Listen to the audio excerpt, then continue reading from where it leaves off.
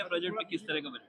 देखिए, बहुत अच्छा बजट है, जीरो टैक्स बजट है और प्रदेश के सर्वांगीण विकास का बजट है। हर वर्ग को छुआ है। प्रधानमंत्री जी ज्ञान की बात करते हैं। ज्ञान मतलब गरीब, युवा, अन्नदाता और नारी, चारों के बारे में, चारों के विकास के बारे में यह बजट है। गांव का बजट है, किसान का बजट है, युवा का बजट है, महिलाओं को आत्मनिर्भर बनाने वाला बजट है। हर दृष्टि से बजट मध्य प्रदेश के विकास का बजट है। हम देख रहे हैं इसमें पर कैपिटा इनकम भी हमारी बढ़ी है। अगर 2004 की तुलना में हम बात करें तो उस समय 11,000 हमारी पर कैपिटा इनकम थी, आज 1,52,000 से भी ज़्यादा है। और इसलिए इस बजट को मैं मान सकता हूं कि ये मध्य प्रदेश को विकसित करने वाला बजट है। इंफ्रास्ट्रक्चर की बात करें उसमें भी 30% बढ़ाया है। पीडब्ल्यूडी में लगभग 25-30% बजट बढ़ा है, नगरीय निकाय में 25-30% बजट बढ़ा है, हर क्षेत्र में बजट बढ़ा है। और उसके अलावा भी मुझे ऐसा लगता है कि माननीय मुख्यमंत्री जी का जो दृष्टिकोण है और डबल इंजन की सरकार का प्रदेश के ऊपर प्रभाव है, उसके कारण जैसे पिछली बार आपने बजट भाषण में सुना होगा कि हमारे पास राशि बची है केंद्र सरकार के अनुदान के बाद।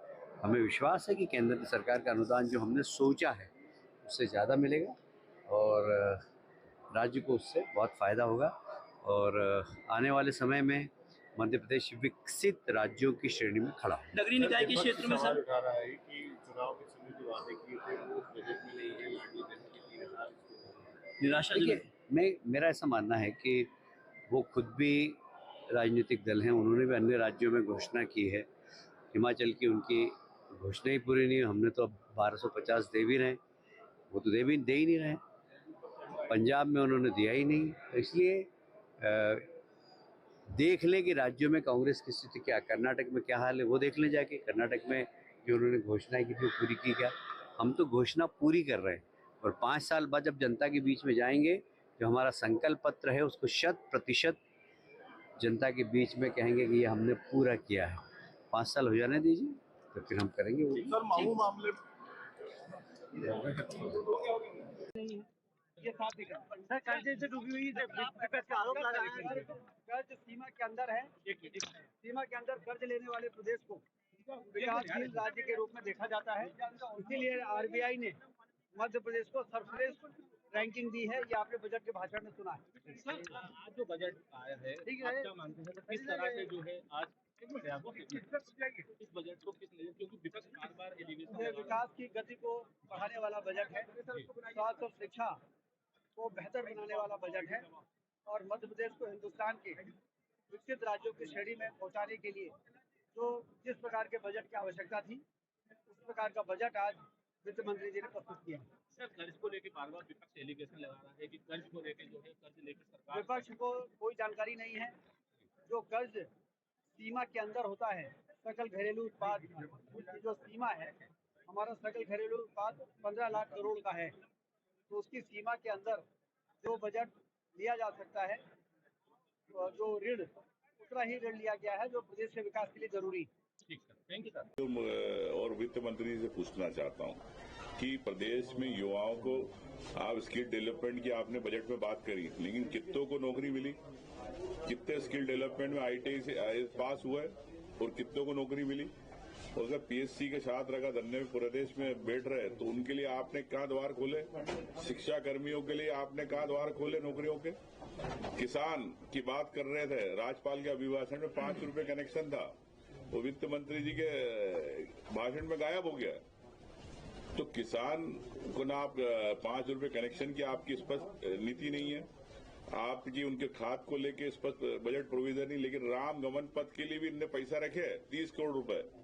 लेकिन क्या राम के नाम पे वोट मांगने वाली भारतीय जनता पार्टी की सरकार क्या 30 करोड़ों के अंदर राम गमन पथ बन जाएगा? बताए भारतीय बीजेपी की सरकार। तो मैं समझता हूं लाडली बहना के पैसे 3,000 नहीं बढ़ाए गए और उनकी बहनों को कम कर दिए गए, नाम सूची में से 3 लाख नाम कम कर दिए गए। प्रदेश के सांची उद्योग को बेचने की तैयारी हो रही है, अमूल डेयरी को धीरे पीछे के रास्ते से। प्रदेश में भुखमरी बढ़ रही है। वो मुख्यमंत्री जी कह रहे भुखमरी नहीं है हमारे प्रदेश के अंदर। मैं मुख्यमंत्री जी से और वित्त मंत्री से पूछना चाहता हूं कि प्रदेश में आपकी जानकारी करें, बिहार के बाद दूसरे नंबर पे आता है मध्य प्रदेश भुखमरी में, कुपोषण का शिकार। तो मैं समझता हूं कि हर वर्ग के खिलाफ है, जनता ठगी है, कर्ज का बजट है और कर्ज के पैसे लो घी पियो, ये बीजेपी ने पिछले 20 साल में सीखा है। तो मैं समझता हूं कि ये आम जनता का बजट नहीं है। धन्यवाद। 1000 करोड़ रुपए ब्याज देने के लिए रखे गए हैं। कोई भी दूसरा जो मद है, कोई भी योजना के लिए हो, उन सबकी राशि ब्याज से कम हो रही है। इससे दिखता है कि क्या स्थिति आज मध्य प्रदेश सरकार की है। जहाँ तक सवाल लाडली बहना योजना का है, हमें उम्मीद थी, क्योंकि आज स्वयं हमारे पूर्व मुख्यमंत्री शिवराज सिंह चौहान जी सदन के अंदर थे और जो भाजपा का वादा था कि लाडली बहनों की राशि चुनाव के बाद 3000 की जाएगी, उसके बारे में भी कोई उल्लेख नहीं था। वही 1250 की राशि जो चुनाव के पहले आरक्षित करी थी लाडली बहनों के लिए, वही राशि आज भी जारी है। उसके साथ साथ हमारे युवा विधायक अभिजीत शाह जी ने एक प्रश्न पूछा था विधानसभा के अंदर कि पिछले 1 साल में कितनी लाडली बहनों को काटा गया है सूची से। उत्तर में आया है 3 लाख लाडली बहनें ऐसी हैं जिनका नाम सूची से कटा है। उसी प्रश्न में उन्होंने पूछा कि कितनी नई माता बहनों को पिछले 1 साल में लाडली बहना योजना में जोड़ा है।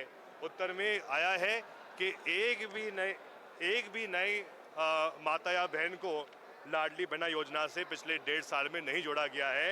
ये वास्तविकता है आज मध्य प्रदेश में। 5 रुपए में किसानों का बिजली बिल तय किया जाएगा। जी, उसमें यूनिफाइड पेंशन स्कीम के बारे में बात की गई है। उनने ये भी कहा है कि उसके बारे में विचार चल रहा है। तो मैं स्वयं इसके बारे में अध्ययन करूंगा कि यूनिफाइड पेंशन स्कीम के अंतर्गत क्या क्या उसमें नियम है, क्या क्या उसमें कानून है। लेकिन जो मुझे लगा इशारों में ऐसा लग रहा है कि मध्य प्रदेश सरकार धीरे धीरे लाडली बहना योजना जैसी योजनाएं बंद करने वाली है।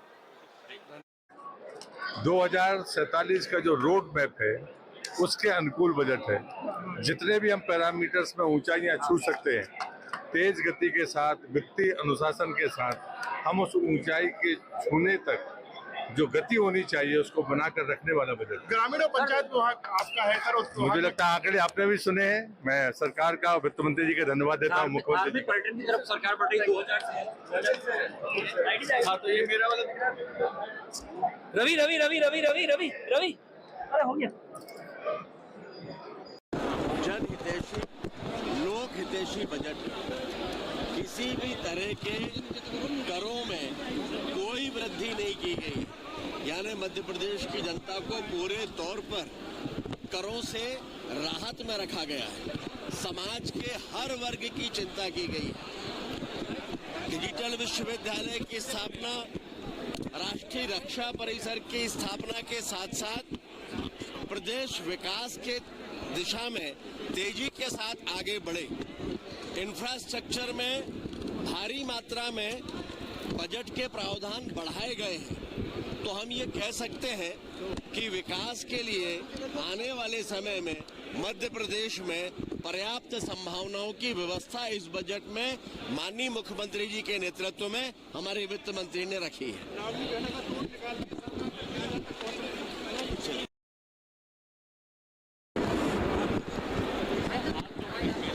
ये बजट झूठ और लूट का है, झूठे आंकड़ों का पुलिंदा है। इससे मध्य प्रदेश की जनता का कोई सरोकार नहीं। ना किसानों के गेहूं और धान के दाम बढ़ाने की बात की है, ना लाडली बहनों को 3000 रुपए देने की बात की है, ना युवाओं के रोजगार की बात की है।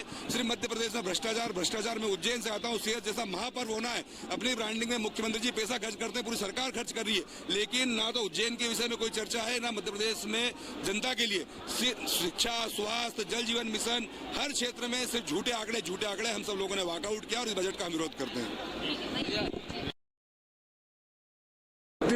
अन्नदाता, गरीब, स्वास्थ्य, शिक्षा, सड़क, और आप जानते हैं कि हमारा ये प्रदेश कृषि पर आधारित है। सिंचाई में आने वाले वर्षों में हम 100 लाख हेक्टेयर में सिंचाई करेंगे। ये भारतीय जनता पार्टी डॉक्टर मोहन यादव जी का संकल्प है।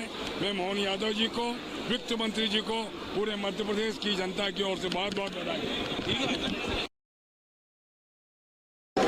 ध्यान पर पूरा ध्यान, विकास और कल्याण का अविरल अभियान। निश्चित रूप से मध्य प्रदेश सरकार का ये बजट, डॉक्टर मोहन यादव जी की सरकार का ये बजट मध्य प्रदेश की नई इबारत लिखेगा।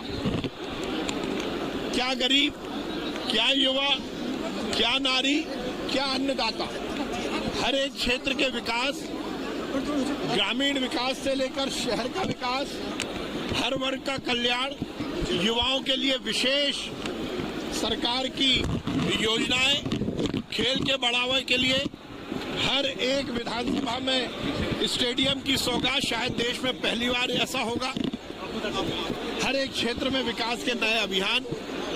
इस देश के यशस्वी प्रधानमंत्री नरेंद्र मोदी जी की जो डबल इंजन की सरकार की परिभाषा है, उसको प्रतिपादित करते हुए निश्चित रूप से 2047 में ये जो हिंदुस्तान, विकसित हिंदुस्तान बनेगा, उसमें मध्य प्रदेश की बड़ी भूमिका होगी और वो इस बजट से निर्धारित होगी। बजट अब आप क्या उनसे ऐसी सात्विकता की अपेक्षा कर सकते हो कि वो इतने अच्छे बजट की तारीफ करें? उन्हें तो टंगड़ी अड़ाना है और बुराई करना है। पर ध्यान रखिए, ऐसी नकारात्मक राजनीति के कारण ही कांग्रेस यहाँ तक पहुंची है और आगे देखिए और किस स्थिति में, दयनीय स्थिति में कांग्रेस पहुंचेगी।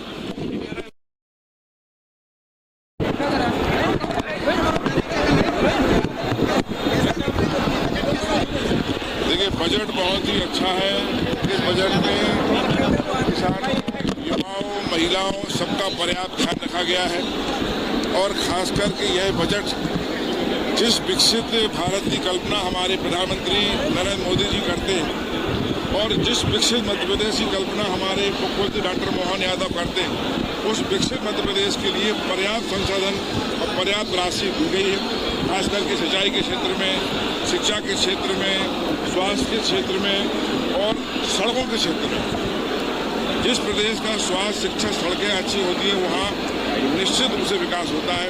और धार्मिक स्थल की बात करें तो श्रेष्ठ के लिए 2000 करोड़ रुपए की व्यवस्था इस बजट में हुई है। हमारे श्रेष्ठ भी ऐतिहासिक होगा और ये बहुत बड़ी बात है।